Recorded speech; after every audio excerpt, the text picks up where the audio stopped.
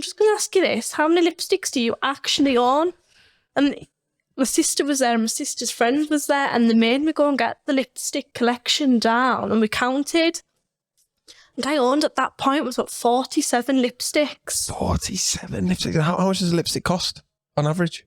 19 to £20 it was. Yeah. That's nearly like £1,000's worth of lipsticks.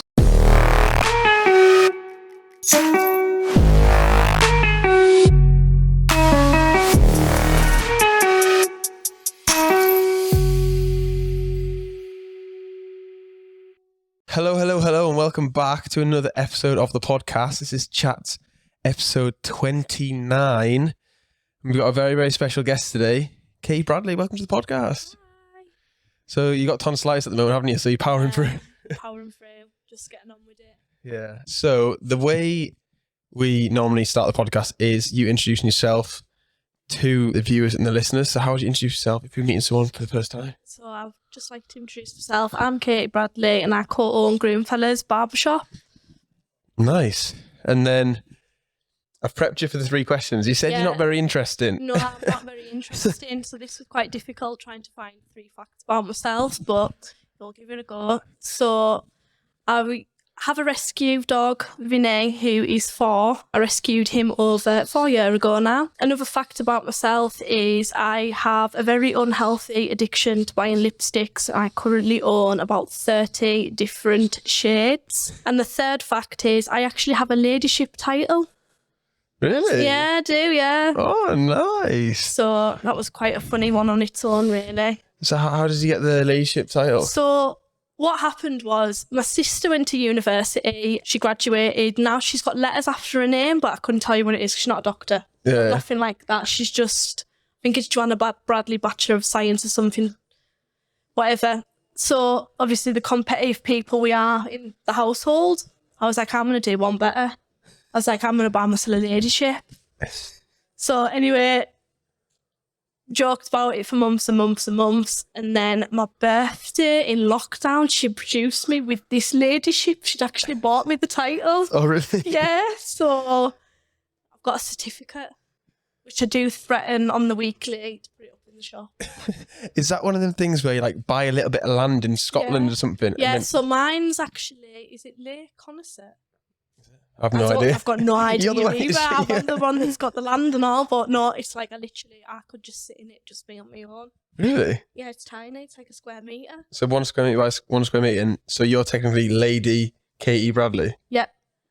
Oh, that is cool. So you can change your bank cards and stuff with that, can't you? I mean, I could, yeah, but I've never gone to the trouble of doing it because, I've joked and I was like, I'm going to change it. I'm going to change it on everything. But I've never done it. You should at least change it on Instagram. I know. Imagine. I did. Like, yeah, ladies hate Like, me. who the fuck is she? How she got that? And you'd be like, oh, well, I'm just really special. Yeah, I know. Like, you can use it in restaurants and that. I thought about doing that. They might think there's someone really important. Just me shows up. Imagine. That's so funny. And then, the first fact was you got a dog called Vinnie who's 4. Yeah. A rescue dog. So what made you get a dog in the first place then? So I grew up with a dog when I was younger. We had this black lab Clover, and I just loved her. And it was at the point I was toying with it, and I was like, I think I'm gonna get a dog. My dad was like, no, don't do it. It's the biggest mistake you'll ever make. And I was like, no, I'm gonna get a dog. And he was like, Katy, I'm telling you now, I'll end up walking it. No. So I was like, well, I don't live with you anyway. So I never told him, never really think. Started looking at puppies and I was like, I don't want a puppy. Like, it breaks my heart that we've got so many like dogs and cats and what have you, like sitting in a refuge. And I started doing my research, looked on the Oak Trees website, Wesborough Animal Refuge. Yeah. And I always wanted a dog called Vinnie. And then as I was looking one day, there was literally Vinnie on the website and it was just this scruffiest little thing ever, and he had really sad eyes. So you've actually got to do like an application thing. It's like a proper interview, like it was like going for a job interview. Really? Yep. So I went for the interview. They decided I was a successful candidate, as they would say. Oh. So met him. He was like, yeah, he's, we think it's a good match. You go away and think about it. I was like, I don't need to think about about it. I fell in love with this little scruffy dog. So yeah, come the end of the week, he was home with me. Yeah, Oh, he did. no. My dad was like, "Told you not to get a dog." And now, like, literally, like, my dad's like, on a Sunday, if he's not got anything on, he's like, "Oh, I'm going to come and get the dog. I'm going to take him for a good long walk, my old pal." This is what he calls him, honestly. They're inseparable now. Really? Yeah, they could say to my dad, "Vinnie, we'll go to Grandad's," and it's like he runs to the door. Oh, that's cute though, isn't it? Yeah, he's quite cute. So how old was he when you rescued him? so he was 1 when I rescued him, yeah. Oh, really? So do you know anything about the backstory of why? I don't really know. They told me that he wasn't very good with other dogs, which obviously they just get told what they've been handed in as. But over like a couple of weeks after having him, I just started noticing little things, and it's horrible to say this, and I can't believe there's people even out there that would do it, but I do think he was beaten, and it's so sad. Mm-hmm. He's just such a gentle little soul. Yeah, I just don't know how people can do that to animals. No, I can't either, to be honest, and I don't really understand. Why are they getting in the first place? If you haven't got the patience for a dog, then don't get one. Yeah, that's true. So He's got the life of Riley. Yeah, 4 years going strong. He's not on the podcast. He's through there at the moment. But behind bars. yeah, it's not as bad as it sounds. Don't worry. And the second one is you've got an obsession with the lipsticks. Yeah. So is that healthy or unhealthy? Would you say? It's probably really unhealthy, to be honest. I mean, I think it first kind of stemmed when I was about 19, and my dad was like, "Hey, where does all your money go? Like, where does it go?" I was like, "Oh, like, just whatever. It just goes." And he was like, "Well, like I've noticed like quite a few Mac deliveries coming through the door." And I was like, "Oh yeah, like it's just another lipstick."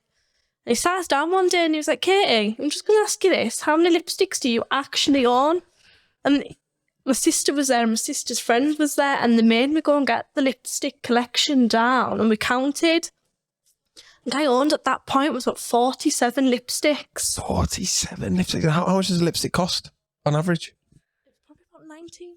Oh, my 19 God. to £20 it was. Yeah. That's nearly like £1,000's worth of lipsticks. I know. I mean, it's not half as bad as, it's still bad, but it's not half as bad as it was. That was at peak.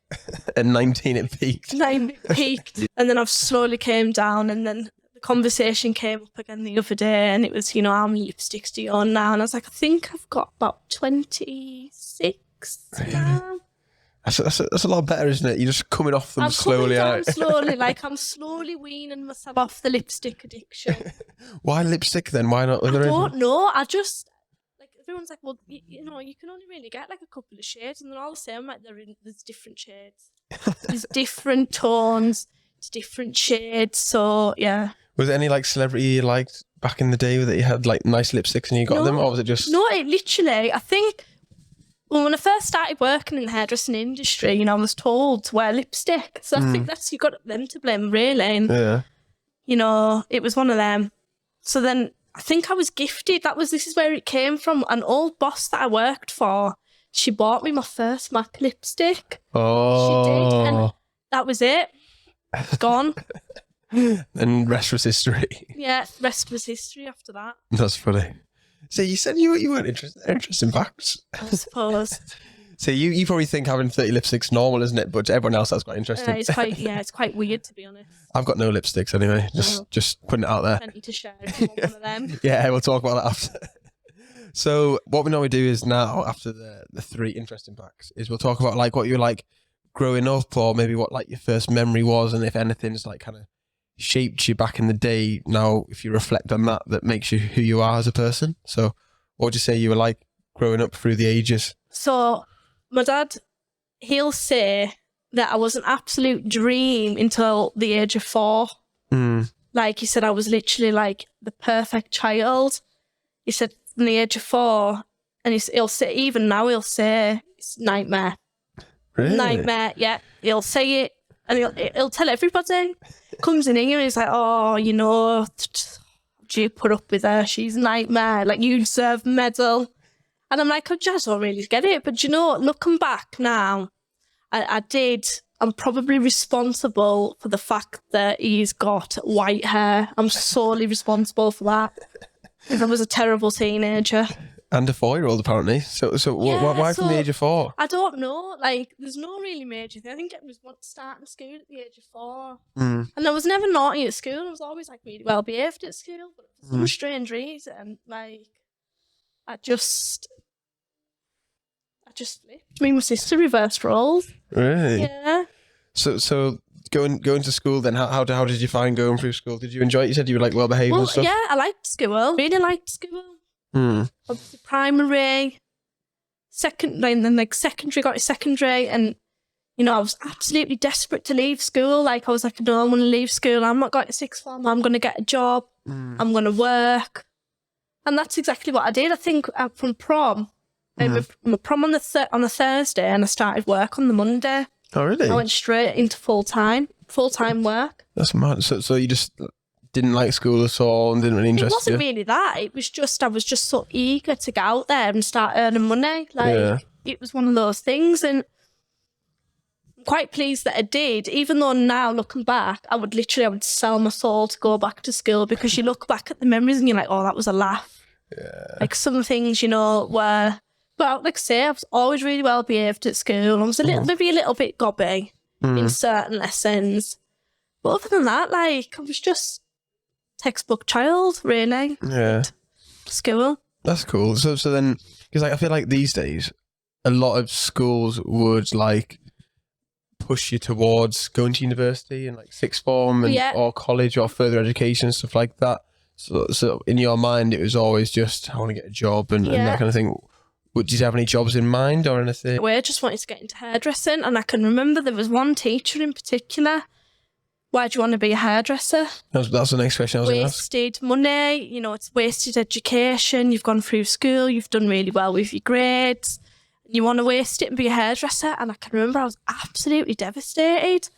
Yeah, well, you would be at 15, 16, you know, like 15, 16, it's what you've always dreamed of doing. And it's, you know, I was always quite passionate about doing hair.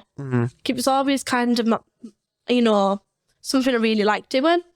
And I was absolutely gutted when they said to us, you know, it's a waste. Why, looking back, why do you think they would say that? I've got absolutely no idea, but it's probably the best thing that I've done, really, is going into hairdressing, because I wouldn't be where I am now if, you know, I think a lot of them are like, oh, hairdressers, you know, they're not very clever. But it's really, really, really clever to be a hairdresser, because it's actually, especially in ladies, it's really scientific. With all the mixes of colours. The mixing of colours and, you know, the reactions and everything, really. I won't go into it too much because it will. Yeah. No. I think, like, teachers, they should really be pushing or like asking you, oh, what do you want to do when you grow up, or what do you enjoy doing, and pushing you towards that passion, rather than saying rather than why do you want to do that, it's wasted. They should, you know, to be like, why do you want to do that, rather than like, why do you want to do that? Yeah, like, you know, they should be encouraging you really to do something that you've always wanted to do, rather than kind of crushing a dream, really. Yeah. Well, at least you kind of like stuck to your guns though, and you still went with it. I did, and it's, you know, I can remember I went home and I said to my dad, and my dad was like, well, you know, Katy, he was like, you've got to look at it like this. They may see it as a waste, but a hairdresser will never be out of work. Never be out of work. And I was like, it's not a bad idea. It's not bad, Dad. And I did, and that's what I done. And, you know, I got my apprenticeship. I started at Boyd Hair and Beauty, and I secured my apprenticeship when I was 15. Yeah. I've done worked Saturdays there, Saturdays and Thursdays. I would go work in there, you know, washing towels, washing mixing bowls. I was never allowed to wash hair until I actually left school, which is quite funny, really. You have to do it in a very thick way. Yeah. But it's one of them, you know, it kind of moulds you as who you are, having them boundaries in place. Yeah. So a bit of like work ethic, isn't it? Like, oh, if I stick in for this long, I'll be able to do washing the hair and stuff like that. Definitely. Especially these days, kids are, well, I don't know, but I'm speaking as I see it, is like a lot of kids are entitled, aren't they? They are, and you know what it is? I think a lot of them, and this doesn't speak for all of them, but a lot, they've had everything given to them on a plate. They don't want to go and have to do the work to get what did the word for it? Rewards back. Yeah. You don't want to do it. I mean, we've had plenty, coming here, we want to do barbering, what have you. And I think they think that they're going to get the qualification and it's going to be one of them where they're going to walk straight into a clientele, be fully booked every day. Absolutely not at all. It's not the case. You've got to work so hard. I mean, I've done it. I was working every hour under the sun, staying late for people, coming in on my days off. I still do it now, but it's one of them. You've got to be flexible to gain the custom, to gain the trust. And even now, it's only kind of been since COVID that I can say that I'm actually quite busy. Before then, no, I did have to put the work in. Yeah, I think so. So when you first started getting the apprenticeship or whatever you call it, when you first got your first job, what was it kind of like from there? What was it? What you expected? Because you said you always wanted to do hair. It was one of them. I worked. So I mean, bless him. So I worked for a lot of people in Carlisle know who Tom Boyd is. So I worked for Tom Boyd. What appealed for you for that place? So I don't know what it is. I think it was just one of them. He's trained a lot of hairdressers. I mean, I know I don't do hairdressing now and I'm a barber now, but I was going to say, because you went into the female stuff. Yes, I did females for a few years and then just decided one day it wasn't for me and I wanted to do men's hair. It was just one of them. But working for him, he did he was quite harsh, but for the right reasons. Back then, I just thought it was been really hard on us, and it was one of them. It was, I'm going to be really hard on you. I'm going to give you such a tough time at work. It was just preparing you for the real world. Like, there'd be days and it would be, it could really make you cry, and you're like, oh, I don't want to be here anymore. You go and take yourself off in the cellar, have a little 5 minutes and come back up and you'd be fine. And I can remember it. And he used to have a bit of a soft spot for you if you could talk back to him. And there was just one day, I think he really tried to embarrass us. And I was like, if you want to shout at me, I was like, don't do it here. I was like, take me upstairs, like away from everybody and shout at me there. I was like, because I'm not going to take it down here. Fair play for standing up. I did. And it was just after that, I think he kind of slackened a bit with us. Yeah. And then I left there purely because I wanted to go and do my level 3. Yeah. So what did you learn? That was it? Any qualifications you got there? So I got my level 2 hairdressing qualification there, which obviously most hairdressers do. But I wanted to do my level 3. You don't need your level 3. It was just something I wanted to do. I wanted to kind of specialise a bit more in like hair up, like colour correction. I wanted to do a little bit more in depth about it, and rather than just learning the basics. I wanted to learn more how it worked. The more like technical cutting, like haircuts and what have you, and the fashion hair colours. Wanted to learn all that. Bridal hair, wanted to do all that. So that was why I left. It wasn't an option to stay and do my level 3. It was one of them. If you want to do it, you're gonna have to do it on your day off. And it was like, well, the course doesn't run on my day off, so I left and I got my level 3 apprenticeship, which was actually in this building here. I done my level 3 apprenticeship. It was Jo Markhouse Hair at the time. And I done my level 3 with her. Okay. How was that? It was good, yeah. It was really good. How old were you then? I'd have probably been, that was 19, yeah. 19. So you're there first for a few years and then you went and did your level 3. Yeah. How did you see things progressing then from, say, 16 first to then when you got to 19 when you wanted to learn a bit more? Did anything change? Did the dynamic changed? Or? No, I was just always really passionate. So I got my level 2 completed really quick, and then I got put in for the Apprentice of the Year award. Oh, nice. So I went through that. They tried to keep it a surprise from us, and I think I turned up and I didn't have any makeup on. No one told us it was an award ceremony. So my dad was going away, and my dad had been told, you need to get Katy to this award ceremony, but don't tell her about it. And I think my dad was like, Katy, do you want to put like a dress on or something? I was like, Dad, I've only got to Carlisle College for like an open night. Like it's not going to be something special. Nobody had told us about this award ceremony. I got there and I can remember my tutor was there. She was like, do you not want to put like a little bit of makeup? I was like, no, it's just an open evening. I want to put like all this makeup on. I put a dress on. Yeah. There's a bit of effort. I've done my hair for the occasion. And I did, I got put forward for this award and didn't have a clue until we'd sat down for that meal Then it was actually an award ceremony, and I was like, oh my God, I could have made a bit more effort. That could be your biggest regret. I know, that is actually, yeah, that is a big regret. Oh, that's funny. But that's obviously recognition. So Yeah. did you feel like I know you said that the first guy that you worked with gave you a bit of shit. But would you say you enjoyed like getting recognition for your hard Yeah, work? because, I mean, although he maybe gives us a bit of shit, it was probably one of the better bosses that I've ever had, because he did give us shit. Like, he kind of, you can see why he does it. He does it to kind of build that work ethic up, and he does create and train like fantastic hairdressers. Like, Yeah. they are really good. So, as much as a bit of a nasty man he was actually a real help in the industry, really, because, you don't get far. You need feedback, don't you? Yeah, you do. And he wasn't scared of giving you it. And I mean, I can remember him saying to us, well, you're not being very creative. And I was standing there with my bright blue hair, like dead short. I'm thinking, creative? You're literally looking at someone who's got electric blue hair. Like, yeah, it makes you think, I suppose, isn't it? yeah. Question yourself. Because for me, it's like, even I was asking I'd done like a new video style thing for my YouTube, whatever, had it edited up. And then I showed someone the video and I said, oh, what do you think of it? And they just said, oh, yeah, it's good.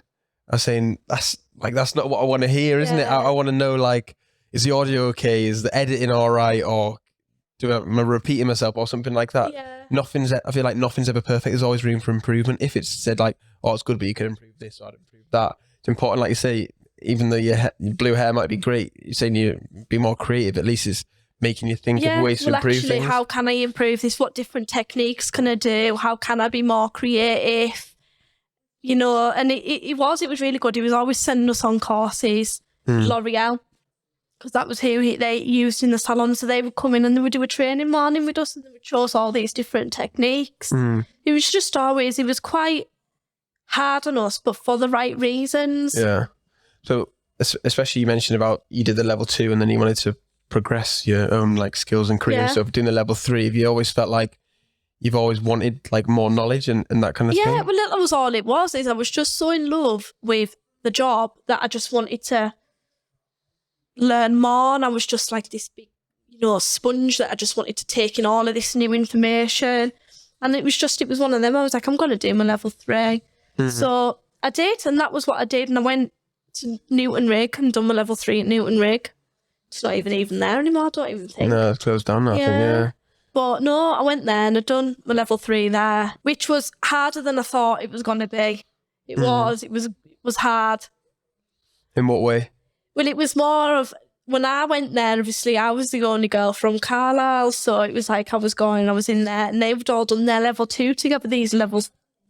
So I was like the clicky. new girl. Yeah, it was very clicky. And then all girls as well. All girls, yeah. I can imagine it'd be clicky, yeah. And then it was one of them, and I was like, kind of a bit like, it was like like your first day at school and you've got no friends. I was like that the whole year. Really? Yeah. Yeah. Apart from eventually there was this one girl, and I think it took a couple of weeks, and she took me under her wing, but she wasn't always there. Yeah. So it was one of them. And then you make friends on the bus from different courses and what have you. It was fine. It was fine. But like I say, I was probably more friendly with the beauty girls that done beauty than I was with the actual hairdressing class. Really? Yeah. Oh, that's interesting. Yeah. How many were on the course then? Oh, there was loads. Was it? I couldn't even remember who was even on the course. Yeah, like, really? So the beauty girls were lovely, and it was the only reason I got close with them was because I had to do a makeup course to go alongside like the bridal unit. Yeah. So I done that, and I went up into the room, and their classroom was a little bit smaller, their class. And then so you get paired up with people, and I was paired up, and they were lovely. Beauty girls, and I've still got quite a lot of them on Facebook. Don't really speak to them. Yeah. It's nice to see what's going on in their life, isn't it? Yeah. See from a distance. Yeah, that's cool. So now after you did level 3 then, where did it kind of go from there? So I left here when this building, and I went and worked at a salon called the Shearing Shed, which is out Orton Grange way. Loved going working in there. It was a different like vibe. It was, out in the country. It was different client, like all different types of clientele. Really busy salon. So it was really like I was walking in and it's kind of like a fresh start because there was customers there that would go to anybody. Like it was just a really low maintenance environment. It was a nice environment to work in. So what did you enjoy more about that environment than the previous two? It was just a bit more relaxed. Yeah. I suppose, I'd imagine it can be quite stressful working in a female salon. Oh my God, it's the worst. Like literally, it is probably, it's just full of drama. And I think I am a bit of a drama queen. I can get wrapped up. You can get wrapped up in it if you know. Yeah. I was just like, oh God, this is just too much. But no, it wasn't a really laid back environment. No dramas. That's interesting then, isn't it? Like, because I'd imagine people would think, and even I would think, like, a salon's a salon, isn't it? Or like a barber's a barber, but the same, but they can be completely different. Oh isn't yeah, it? like it's what goes on behind. Like, you just come in as a customer and you just see me cutting your hair. You don't actually know what goes on behind. No, in the tea room. In the staff room. Yeah, behind closed doors. Yeah. So then what happened from there? Like, what was the transition from the female to the male? When did that happen? So I was ready. I'd just so at that time I'd probably been doing hairdressing maybe about 5 years at that point. And I just kind of fell out of love with hairdressing. You can't pick what you want to do. I mean, if I could have picked what I wanted to do all the time, then it would have been ideal because I'd just picked hair up and colouring. Yeah. Would have just picked that and that would have been the end of it. But unfortunately, you can't pick what you get put in your column. So I was ready to just completely give it up. And I went for a job interview, didn't tell anybody. And it was just for a makeup counter in town. Oh, no way. I was just like, this is how much I just fell out with it. I was like, I'll literally do anything. I'll go part-time and I'll work in benefit. So I had the job interview and got the job. I said to my dad and he was like, what are you doing?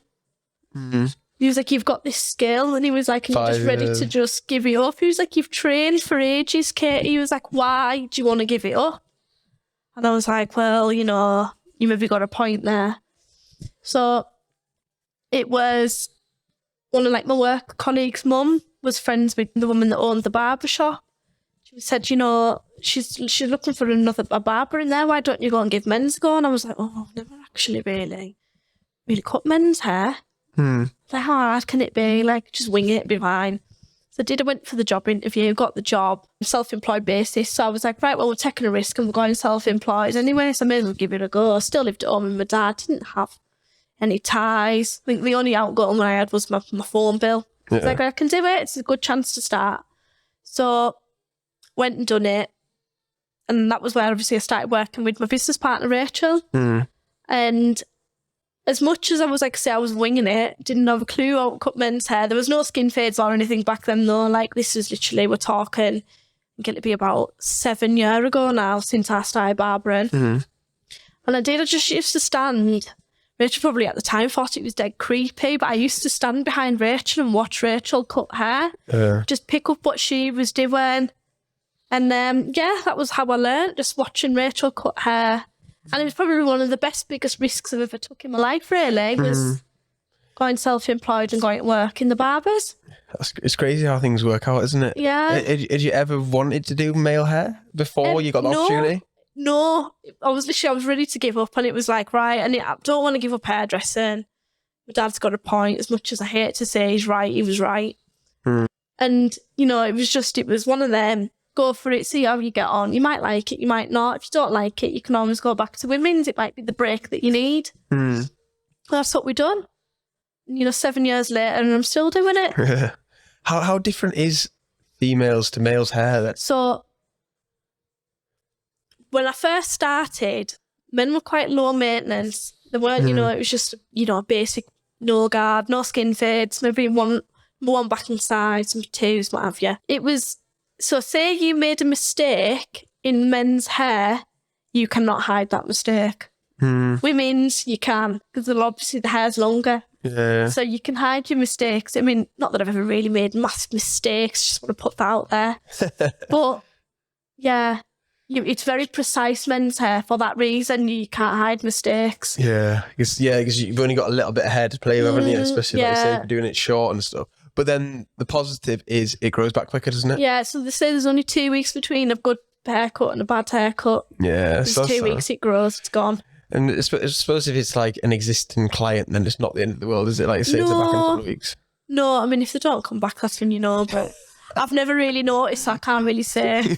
No, that's interesting. So then how long did it take to learn, would you say, to do men's hair, or you be comfortable to doing it? Because I'd imagine there'd be a time scale or a time frame where you're a bit like, I don't know what I'm doing. I mean, you know the basic. I knew the basics. It's just obviously I'd never really faded. Like I'd gone from cutting like farmer's hair. Like literally, I was doing farmer's hair in the shearing shed, and I can remember. And I was like, it can't be much different. And then obviously, I think I probably went into barbering at a really good time because I was learning while everybody else was learning how to do skin fades, and nobody had ever really done skin fades when they kind of became a thing. So everybody was winging the skin fade. And now it's just a standard haircut, and you're lucky if you get the number 2 back and sides in these days. Yeah. I'm thinking of transitioning away from the skin fade, you know? Oh, yeah. Yeah. I was speaking to my girlfriend the other day because I can't remember when I got my haircut, like maybe last week or something. And I was saying, I've got a skin fade for like however long. I just feel like it's a bit chavvy maybe, or common and stuff like that. Yeah. But I might just get like a one faded. Yeah. And then keep the sides and then have it like on the top because I've got like quite curly hair and stuff. But yeah, I don't know. It's such a common thing, isn't it? It is. It's such a common thing now. Like everybody, I mean, Saturdays especially, like Saturdays is just skin fade after skin fade, maybe with a child thrown in there, back to skin fades, and it gets tedious. When you get somebody that comes in and maybe they have like a scissor cut, you're like, yeah, great, I've done one of these in ages. Yeah, it's just everyone gets it. Why do you think that is then? It was just, I think when it first came out, it was one of them where it was like, right, a bit of a fad, everybody was doing it. It's still a fad now, and I'm like, oh my God. And then mullets. Yeah, I've seen more. They're making an appearance, and they're the bane of my life. So how do you do a mullet then? Do you just literally just leave the back you to just curl leave it out the back, or something? leave the back, and then just kind of shave like these side bits, and then cut the top like you would cut someone's normal, like a normal hair. You have to be a certain kind of person to. I mean, I've got a couple of mullet customers, and they pull it off. Yeah, they really pull it off. I don't think I could pull it off. Like, I think because I've got 2 curly hair on the top. Yeah, I mean, mullet. We laugh because my dad's always said that when he was going to have a midlife crisis, he would grow a mullet, and he's said it for years. And like he's getting to that point now where he's 55. I'm like, when you growing your mullet, come on, Stu, when you growing it, and he's like, oh no. I think I'm not growing a mullet. So you said it years ago. They're in now. It's fashionable now as well. Yeah. Oh, that's interesting. We got sidetracked there, but yeah. So learning to barber then. So Dad had been doing it 7 years. So when did it kind of come about that you got the opportunity to own your own shop or co-own your own shop kind of thing? How long were you doing it for before then? I'd only been doing barbering 9 months, and it was one of them, Rachel. Our rent had gone up a lot. And it was like, I said to Rachel, I was like, we could literally own a shop and pay less rent. Yeah. Like bills, the shop, everything included. So Rachel was like, you're right. It was one of them. It was just a conversation we had one day, and then nothing ever really came of it again. And both kind of thinking of our options, and it was like, we can't pay this. Like, we are literally paying to rent a chair. And I think at the rate, it was a ridiculous rate at the time. I think we were paying £200 a week for this chair. About a week? A week, yeah. How long ago was this, like 5 years? No, this was probably about 6 years ago. So at this moment, you were both in another barbershop? We were both in another barbershop, just renting. So you're paying like $1,600 between you a month to just rent? Just to rent, yeah. That's crazy. So obviously when we worked on Lonsdale, when Lonsdale Street came up, my dad, he'd done some work in there for the previous salon, and he was doing where they were relocating to, which was Chapel Hair now. He was doing the work, and he was like, that salon's coming up for rent. Why don't you and Rachel go and have a look around? He was like, it can't harm. I was like, oh, Dad, I don't know. Like, I think I was only 20 at the time. I was like, it's a lot. It's a big responsibility, Dad. Like, I don't know if I'm ready to do that. So he put the idea to Rachel. Rachel was like, we can look, it can't harm, can it? And we went and we looked, and we were like, do you know what? We'd sat down, done the maths, worked out how much it was going to cost. And literally, it was like half the price of what we were paying already between us. Ridiculous. So we just went for it. Signed the contract for the new salon, and then rest kind of history from there. Why Rachel then, would you say? Well, Rachel, it was just the two of us. Who was left in the barbershop, because there was another girl that worked there, and she'd left and just completely was done with barbering. So there was only really me and Rachel left. And I was really close with Rachel because she lived close to me. She would give me a lift to work in the morning. And it was one of them where we just had the conversation where this is ridiculous that we're paying this much rent. So yeah, that was why Rachel. It wasn't that. I think at one point I was accused of poaching, and I was like, well, you can't poach somebody if they want to, it was both of our idea to do it. Like, it wasn't... You're in it together, aren't you? Yeah, we're in it together. It's not like you're doing it and then getting her to come and work for you. I was like, Rachel, come with me. No, it wasn't like that. It was literally like, right, we'll do it together then. Oh, that's cool. So then, what was it like at 20 then, signing this contract, this lease or whatever? Because I imagine that was quite a daunting thing to do. So it was one of them where it was like, right, I didn't really think about it. I've never run a business before. It was just, you kind of learn on the job how to do it, which was, I wasn't that busy at the time, so I could, kind of learn, make mistakes,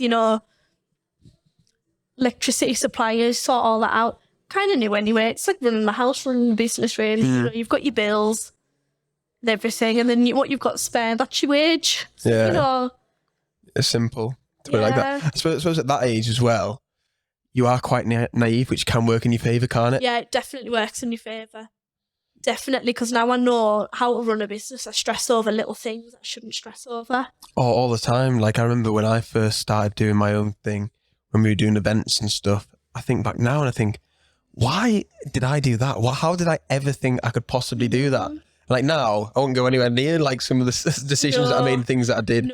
But that is a recipe for disaster. Stay away, or that was a great idea. Why didn't I do more of that and stuff like that? But I think, when you're young, you're just, I don't know, oblivious to risk, maybe? Yeah. Well, more often than not. I didn't have a lot to lose doing it. Like, I literally, it was like, right, if it doesn't work out, it doesn't work out. It's not the end of the world. I think because I was so young and I didn't have those risk factors, it was like, right, well, if it doesn't work, if it doesn't work in 6 months' time, it doesn't matter. I could just get another job, still live at home with my dad. It's fine. It's not the end of the world. That's a good position to be in as well, I think, isn't it? Like, if you've got the luxury of like living at home and stuff, then you can take the risk, and then, like you say, you don't really have much to lose. No, I don't. It's like, think about it later. Yeah, and it's good to make mistakes, especially when you're younger, because then, say, like, when you get a bit older, you think, oh, should I really do that? It could be a bit risky, and blah, blah, blah, blah. You overthink it, like you say, you overthink it more, don't you? Whereas when you're 20, 21, 22, you're just like, I'm going to do it. I'm definitely going to succeed, which is a certain mindset that everybody has. Yeah. So what was the thought process then when you were going through this contract? How long did you have to sign up for then? So it was 2 years we signed up for. And then it was just kind of rolling after that. Which again, 2 year contract, didn't really even think about the 2 year until now. I'm like, oh, bloody hell, we signed a 2 year contract. If it hadn't worked out, I'd have been screwed. But that's true though, isn't it? Yeah, at the time, I didn't think I was like, oh, there'll be a loophole, it'll be right, get out of that. But it wasn't one of them. I didn't really think about it. And then, especially when you've just been doing it for 9 months as well, that's mad. I hadn't even been doing it that long, so really, it was like a massive risk, really. I think there were still people scared to jump in my chair at the time. I mean, I know I cut my boyfriend's hair. And there's a time, he was like a customer of dapper, and he'd followed us to Greenfellas. And I can remember I said, I was surprised you even jump in my chair. I didn't even know what I was doing. I was totally winging it. Yeah. And he was like, I didn't even know. Yeah, it's just confidence, isn't it? Yeah. And just like chatting to people, you put them at ease and stuff, isn't it? Whereas if you were not saying anything, just like... Just cutting a thing. I mean, I could literally, like, I could talk to anybody, really. I'm not really shy. Yeah, it's a good quality to have being a barber, isn't it, really? So then, can you remember what the feeling was like on the first day you were opening? So... it kind of, I mean, it didn't really work out quite well because me and Rachel both actually ended up getting sacked for opening our own shop. Yeah. No way. Yeah, so we thought it would be really nice. We'll hand our notice and we'll tell her that, you know, we're not going to actually tell anybody. We're just going to. For a couple of weeks or something? We said or 2 weeks, yeah. And in that 2 weeks, like, I had open ready and that. the team decorating because, I mean, at that point, they were like, Katy, decorate your bedroom. No. So they took over and they you know, like my sister and my dad's girlfriend were going in and decorating. Oh, nice. My dad was in there building workstations. I mean, thank God I had my dad because we'd done it, like, because we just decided we were going to do it. My dad was like, right, we'll do it on the cheap. He was like, Dad, I'll do this, we'll do that, we'll build you workstations. And he built us these workstations. And we just painted the place. That was it. We'd done it so cheaply. And then it was one of them where we were like, right, we'll do it. And we were quite safe. We took we were jobless for 2 weeks. And in that 2 weeks, we kind of got everything set up. We got the page set up, got the word out that we were doing it, you know. We got like the logo sorted and everything. And yeah, that first day, I think I was like a child's first day at school. I was so excited. I was excited to get in. I was excited to start. And I mean, I think that first day, I think I maybe done about 2 customers on the first day of opening. Yeah. But it was one of them, word gets out. It was probably quite a good time to open up a barbershop because now there's obviously such a hype. There's barbershops everywhere. The Turkish barbers weren't really a thing at that point. Yeah. When we opened, so it was quite a good time to open. Yeah. And I suppose it'd be good for you, I don't know how busy you got straight away, but to ease yourself into like business and like the barbering and pick it both up at the same time. Of give you that time to kind of level out with like obviously sorting like the businessy side of things out. Like it give you that time to kind of sort that out. So you had that time. Rachel was busy. Rachel's been doing barbering I think she's been doing it 26 years. Yeah, a long time. So Rachel's been doing it a long time. So Rachel was busy straight away. Yeah. It was just a case of people finding out where she was. So like I say, I had the time to kind of sort out the business side of things, you know, like electricity contracts. Again, didn't really have a clue. Had you always wanted to own your own business or have your own business growing up? Yeah, I did. I just didn't expect to do it that quickly. Yeah.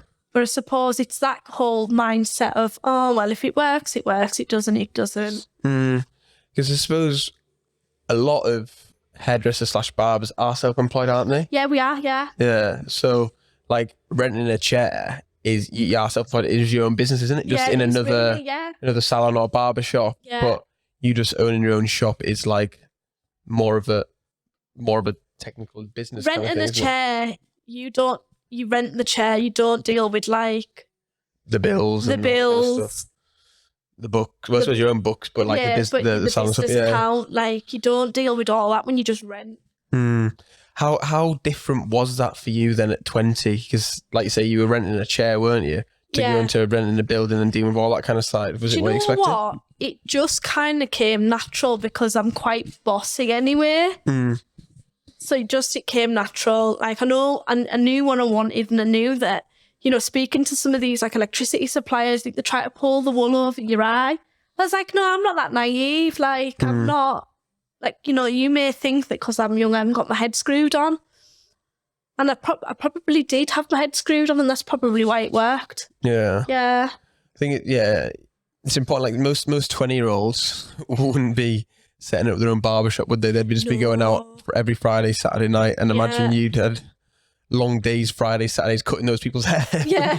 And then you see them out and they're like, oh my God. I mean, there would be a few shy Tuesdays because obviously I'd have been out on the Saturday and being that age, it's finding the balance of having a business and being that 20-year-old you want to be. I was going to say, that was going to be my next question. I was going to say, how did you find that balance of starting and growing a business to enjoying your 20s? I mean, I didn't have the balance. I just did it. It was one of them where, I think I was going out every weekend. At that age, you kind of can't you say, like, manage off no sleep and stuff like that, and you just... Yeah. I mean, every now and then, I'd be hit with, like, an illness, and it would, like, floor us, and I'd be floored. And, then the lecture of a lifetime would come. I still get this lecture now. I got it on Sunday. You can't burn the candle at both ends. I used to think, yeah, I can burn the candle at both ends. It's fine, but really, no, you can't burn the candle at both ends. So I just had to kind of learn as I got older that, you have to find that balance. Yeah, it's important, isn't it? Especially when I'm getting older, I realise that, I can't really manage on no sleep. I need my sleep, and I like my routine and stuff. But when I was younger, I could go out on the Saturday night and have a couple hours sleep. I've always been the same with no sleep. I'm nasty. I'm horrible. There's literally, I am like Jekyll and Hyde with no sleep. Like, you either get irritating Katy or you get nasty Katy, and that's when I'm tired, because I'll ask like silly questions and like, there's no looking at us. Yeah. No, I'm tired, and you get that typical, you're tired. No, I'm not. So then after opening, how did things move forward then with the barbershop, and how did you find picking up clients, opening your own place? So it just, like I say, we were in quite a good location. Like, we were right by the bus station. So it just kind of happened from there, really. Like, it just, people walking by, people walking in, because we were walking basis at the time. People would walk in and maybe wouldn't be awake, so then they would go and tell their friends. Obviously, we were on school route too, so like Trinity School, they would finish and walk past. Once one of them comes in and gets their hair cut, all the friends come in. So it's just kind of from that way. It's all kind of like word of mouth. We would, obviously put social media was a big thing as well at the time. We were posting loads on social media, different haircuts, it was one of them. And it just slowly, maybe one day them 2 customers would turn into 6, and it would just kind of progress from there. So would you say location is probably one of the most important factors of having a barbershop? Or do you think things changed now because you're appointment only, aren't you? No, so things have changed now. I mean, at the time, I probably would have said because obviously we were starting fresh. It was a brand new barbershop. Yeah. No one really had a clue who was running it. Yeah. You just kind of seen the logo with the dog, and obviously a lot of people were like, it's dog groomers. We had that plenty times. But no, so it was, I would have said at that point, location probably was key, because we were a walking basis. So that was kind of like the perfect thing at that time for you to grow and progress with your barbering and the business. Because I'd imagine, like you say, if you're not full all the time, you want that footfall, don't you, to try and attract people in? You need the footfall, and it would maybe come about 3:30 it would start, and that would be the school rush that would say, and then that school rush would maybe take you to about 4:30, and then you would get the people finishing work coming in. So it was one of them where we used to close the door at a certain point, aim to be finished at 5:30, and then eventually, I think at the time I was like, right, I've started getting some customers who I know would want appointments, so then I started doing the out of hour appointments. I maybe would stay till like 7 o'clock and do like the odd few who didn't want to wait. On a Saturday, I would stay and do them on a Thursday night. And I'd done appointments that way. And then we started opening later on a Thursday, which then meant that the appointments had to stop. So then I had to move them to a day where, we weren't doing a late night. So then this is where, the late nights kind of stem from, bending over backwards. That's how you build it up. So we only really went appointment based when COVID kind of came about. We were both like, no, we won't be appointment based. We'll stay walking. And then we got a taste for it, and it was great. You knew what you were having in at that point of the day, what time you were finishing, when you were getting your lunch. It wasn't a case of, right, you've got 5 minutes to your cake before the salon's empty, quickly have a sandwich, come back. There was none of that. Yeah. suppose, yeah, it's just like planning your day, isn't it? Like for me, if I have like meetings and stuff, I'll plan my meetings and I'll go, all right, tomorrow I've got 9 o'clock, 10 o'clock, and then 12 o'clock Yeah. and stuff like that. It's better for you, isn't Yeah, it? I know, and I can't know every day who I've got in, what I've got available, like still to advertise, and when I'm getting my lunch and when I'm going to leave that shop. I know now. So if someone's like, what time I'm going to finish work? I'm like, oh, I don't actually know what time I'm going to get finished. It just depends if 10 people walk through the door at 5 o'clock or, you know, nobody walks through the door. Like you just literally could not plan it. I suppose that's better for like work-life balance, isn't it, really? Yeah, definitely. Because when you're first starting out, would you say that there was a work-life balance or was it just work? It was literally just work. Yeah. And then now you're finding that balance is... Yeah, the balance is definitely there now. Like, say, we've got the balance now. It's very much there. So how important is that for you then at the moment, would you say? Well, now, yeah, like I've got that, obviously, you know, your personal life. I've got that kind of side of things, social life, and now business. Like, it's all very much routine now. Yeah. So I know I'm coming to work Tuesday to Saturday and I'm going to be in, you know, 9:30 till 6 every day. And that's fine, isn't it? Because especially for me, like, I've just got my girlfriend this year, like I was saying, and I didn't realise, like, how much I did work and stuff. Yeah. And now it's finding that time to spend with them, isn't it? Yeah, definitely. Not like I don't want to spend time with her, but it's just like, oh yeah, well, there's work to do. I suppose it's like for you, isn't it? Yeah. Like you having a boyfriend now for the last year or so, having that balance to spend time with them rather than just being like, oh, I don't know what time I'm going to be. I don't know what time I'm going to be finished. Or, I mean, I still do. I mean, I am terrible. Like, I will work late, but as long as, you know, I'm leaving, say, 7 o'clock, like I won't work later than 7 o'clock unless I'm going away. And I know, like, you know, that them Saturday customers are going to need to get in. Yeah. But it's nice to know that I'm going to be finished.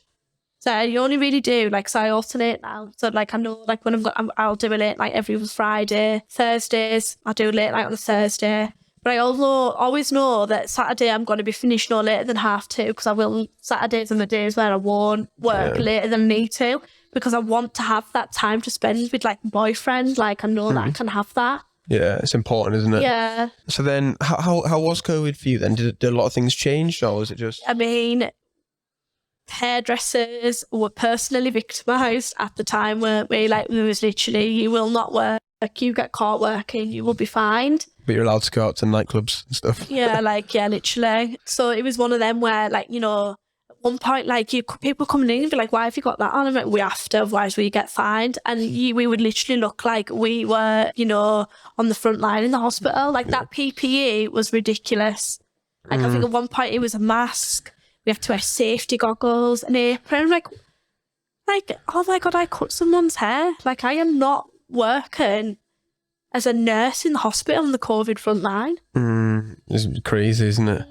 And then, so how did this place come about? This was... Yeah, so this was... during the COVID period. So we were lucky enough. We always knew that, you know, like, coming to the end, and it was one of them where we were like, do you know what? Should we move salon and get somewhere a little bit bigger, and then there's more, like, opportunities? Because obviously we've got the rooms upstairs, which now we rent out to Gemma, the hairdresser, and then Becca and Nadine, the beauty girls. So it was one of them. We looked at this place, and obviously because I used to work here, I was like, Rachel, I was like, it actually is a really big salon. I was like, it is the full house. It's like a house, but, you know. So we did, it was Rachel's idea, actually. She was like, you know, should we maybe start looking at different premises? Yeah. It's like, yeah, let's do it. So we did, and we came and viewed this, and obviously it was rent negotiable. So literally, because it had sat empty for so long with COVID. Yeah. COVID went on for 2 years, didn't it? So it sat empty for like 2 or 3 years. It sat empty for. So obviously you come in, you put a really cheeky offer in. And then obviously they then counteract your offer, and you're like, right, well, we'll do it for this, and we'll do it for this price. And yeah, we got it. We got the keys. It happened really quite quickly, to be honest, getting the keys. And then obviously handed our month's notice into the old salon. which then meant we had a month to decorate and gut this place. Like, it wasn't even that it was decorated poorly, it was just out of date. It just needed a bit of TLC everywhere. And me and Rach just decided, you know, right, we can do it. We can do this. We can be the team. And Rachel's brother and nephew helped us quite a lot with decorating. Rachel's niece too. And then obviously, my dad, again. He's getting thrown into everything. Oh, Doesn't he does. I mean, I told him the vision. I was like, I want a desk built. You see, we've got the desk, yeah. So I was like, I want it like this, and I want it that burnt wood effect. I was like, can we do that? Is that possible? I was like, he was like, yeah, it's possible, Katy. And I was like, I also seen something on Pinterest with a shelf. See, that's that shelf. I was like, you know, with like copper pipes, and again, the burnt wood to match the desk. I think at one point, my dad said now that I am the most difficult person he has ever worked for. He was like, I nearly walked off that job. He said, I've never come close to walking off a job before. Yeah, but no, it was the stress of obviously having a month to turn the salon around, and we only had weekends to do the decorating. Yeah, so we would be here, me and Rachel, on the weekend doing it, and it was that really hot period, you know, where we had that whole summer of like, it was July, every day was beautiful. That's when the Euros was on, wasn't it, or something? Yeah, it was exactly when the Euros was on, and we had literally, we had like, we didn't get to see it. Like, we didn't see that sun. We were literally in here, like, say, blood, sweat and tears. Literally. Mad. And then, so you've been here over a year now, just over a year? It'll be 2 years next year. 2 years next year. Yeah. So then, how's it been going so far? And then what's the plans for the future? So, I mean, obviously, we've still got that third chair. We want another barbering. We do. The chair's there. It's all set up. It's just ready for somebody who wanted to, you know, kind of come and be part of the team, really. Yeah. It's one of them. We're not greedy. We're not greedy with obviously chair rent. Like, we're not. Because you've been in that position, been in that position, been there, done that, got the t-shirt. Yeah. I'm not going to be that person. I suppose for you, it would be just having that good working dynamic and the but good it vibe, is. It's one of them. I mean, when Georgia worked for us. Georgia was fantastic. You know, like, she was like a really good member of the team. Like, she was so funny, and like, you know, she kind of really added to it. And I mean, the giggles that we'd have, like, amongst the three of us, you know, while cutting people's hair, like the conversations. Yeah. You know, it was good crack. She's retired now. I saw her out on Saturday, actually. Did you know she moved to Japan? Yeah, I know, mental. Why not, though? You know, why not? Yeah, I suppose if you've got no ties and stuff. And then, so what else would you, any more room for extension or any more room upstairs? So there's no more room upstairs, like them rooms. Like I say, Gemma's just, she's just took the leap, and she's gone self-employed recently. She's from the North East, Gemma. Nice. So she's moved over here, and she worked in Supercuts, and then she's made the leap to go on a run. So Gem's actually my hairdresser. So Gem's like, literally, she was like, right, Katy, she was like, I've seen you've got a room, I'm really interested. I was like, come and have a look. Have a look round. You can do what you want to it. Fantastic. And then literally, with the Becca and Nadine, the beauty girls, I was saying to Rachel, I was like, oh, we really need to advertise that second room, since now we've got Gem coming in. Like, you know, we kind of maybe need to push for it. That sentence fell out of Rachel's mouth, and the phone rang. And it was Becca wanting to come and arrange a viewing round the room. So they came together, and then now they're up there now. So crazy. I imagine it's quite weird if you're a barber now and you're renting out a room to a hairdresser. A hairdresser upstairs, but no, Gem doesn't actually. Gem's like, I will not touch men's hair. Like, you know, I'm very much a women's hairdresser. We're like that down here. I mean, obviously, I've got a couple of lady customers, but they get like the barber hairstyle. She's fine with that. She's like, yeah, literally, okay, I could not do that. You were better off with them. Yeah, that sounds a good relationship, isn't it? Communication and stuff's important. I mean, I think they're probably quite, because if I've got nobody in, I will go upstairs and I'll torture them. Yeah. I'll make myself a coffee and sit down and like, oh, what's going on? It's only because I'm bored. Rachel will have somebody in, so I don't know what to talk to. Yeah. I'll take myself upstairs.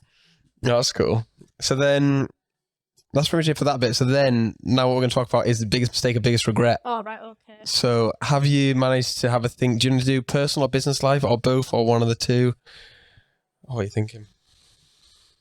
I think we'll go, obviously, with setting this one up, and that the biggest regret was trying to do the renovation ourselves and not getting a painter and decorator in. I mean, I know that's not that interesting, but literally, I missed that whole summer.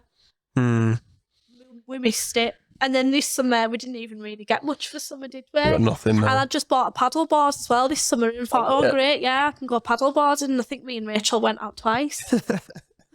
Well, why would you say you wanted to do it just to save money, or did you want to do it? It was one of them where, because it happened so quickly at the time, I think a lot of painter and decorators were actually really busy. And we did get a painter and decorator to do the windows, purely because I wouldn't have even known where to start with them. I mean... Right, as always on the podcast, we have technical difficulties, so we're back. Right, you're talking about you got a painter and decorator to do the windows. We got the painter and decorator to do the windows, because literally they are like the most awkwardest windows you're obviously looking at them. I haven't got dainty painting skills. I was only allowed to use the roller running, and there was no paintbrush for me. It's like, Katy, definitely not. No, Rachel done the cutting in and I done the roller. It's just how it works. I'm not allowed to do the painting at home either. No. I just have to do the rolling. Yeah, I don't have a window. And even though it was a bit touch and go with the roller, I mean, there was paint. I mean, still paint on the floor through there from me. So yeah. Yeah, I'm no painter and decorator. I can see why painter and decorators have a job as well, because it's a skill, isn't it? You think, I mean, the girls upstairs, like Becca and Nadine, they decided they were going to decorate, and I was like, oh my god. And even they started and they were like, yeah, we should have got somebody to do this. Yeah. Like, we should have asked my dad. Yeah, it's definitely worth spending that. I know it's obviously a bit of money, isn't it, to people, but it's worth getting that for the professional and the clean look, definitely. Isn't it? But rolling sound, isn't it? Oh, it's so easy. Just dipping in and whipping on. It's easy, isn't it? Yeah, so learn from that mistake. Right. So then that's pretty much for the podcast. Is there anything you want to do? Follow the pages and plug anything and stuff like that? Do you want to tell us to follow the Instagram and stuff? Sorry, I didn't even realise. Yeah, tell them where you can find Instagram and Facebook. Instagram, it's literally just Groomfellas. That's it. It's simple as that. Any closing thoughts? Anything you want to say to anyone if they're aspiring to be a barber or anything? Yeah, so if you're aspiring to be a barber, my advice is stick in and don't give up, because it is a hard place to kind of start, because you have got to get them customers, and once you get the customers and they keep going back, you've just got to stick at it. Nice, perfect. Thank you very much for jumping on the podcast. I really enjoyed that one. Have you enjoyed it? I did. Yeah, good.